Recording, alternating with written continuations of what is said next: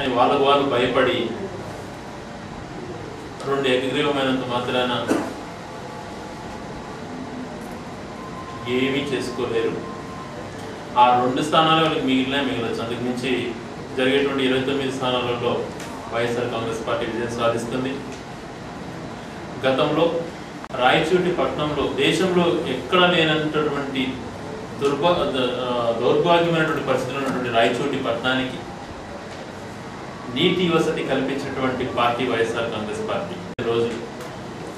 ఆ రోజులు లేకుండా చేశారు.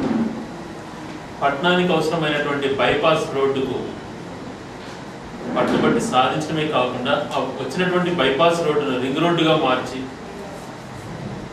పట్టణానికి అభివృద్ధికి నాంది పలికాం. తెలుగుదేశం హయాంలో ఎంత సంఖ్య ఉంది? వైఎస్ఆర్ కాంగ్రెస్ పార్టీ అధికారంలో